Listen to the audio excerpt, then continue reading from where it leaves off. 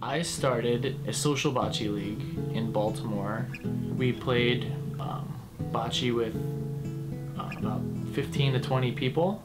I came from an Italian family who a lot of people in my family had their own companies. And I guess I was always inspired to run my own company or start a company because of kind of how I was brought up and how the culture was in my family. We are very different from almost every other social sports league in the country for various reasons. One is we do sports that no one else does, such as like bocce leagues and skee-ball leagues and live game show leagues, but we really emphasize the social aspect of for each of our players. We're kind of backwards in our industry compared to everyone else. Most other social sports leagues, they have a softball league or a volleyball league, and people play to play that sport. In our leagues, people play to meet other people, to have time to spend with their friends and socialize. We really cared about like if the shirts were cool, where you were playing was like a unique, fun place, like playing on the National Mall, playing on the top of the harbor in Baltimore, playing in front of the Art Museum in Philadelphia. Like we thought like that was really what we emphasized, like doing something completely unique and something that you would tell your friends.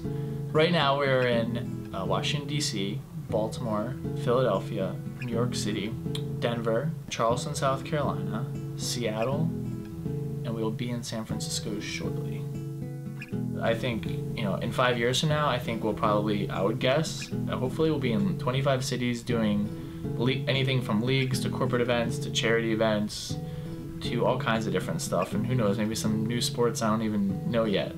The craziest sport we've ever done, or anything that I didn't ever think would work, we did a hide and seek league once, and we'll see if that pops up again.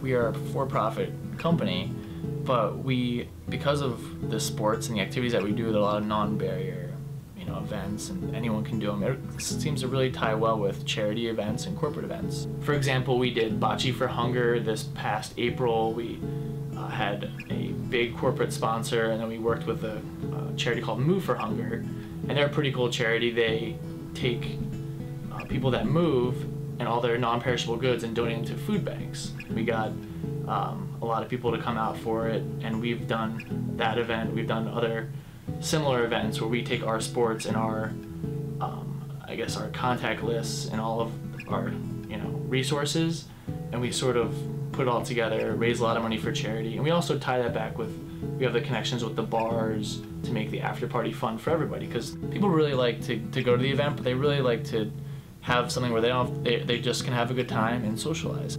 So we're able to sort of make those events really cool for everyone doing it, because we're used to running events. A lot of times charities will try to put on an event, but they're not used to running the actual event or seeing it from running the whatever tournament to the bar, and we can do that, and we're doing that a lot more, and it's been a lot of fun, and you actually you feel like you're doing something good when you raise a lot of money for some good causes.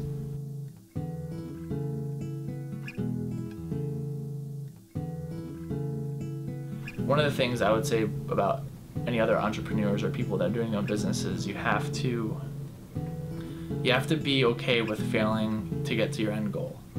And one or two steps backwards is okay. Like, we've messed up a lot. Like, I've done stuff that like I thought was gonna be a really good idea and it wasn't, or necessarily it wasn't a good idea, but it might not have panned out for a few years. We're kind of inventing the playbook as we go. But if if you believe in what you're doing and the eventual thing, you'll make it. But it's, not everything you think is going to happen that way. But you have to learn from those experiences. And that's why I think it's the successful people that are entrepreneurs, and especially or just people in my industry, is the people that give the same effort no matter what. Whether it's like 10 people or 500 or 1,000. But it's the not being afraid to just something not work out exactly the way you did it, but you know that you put in all the effort that you could.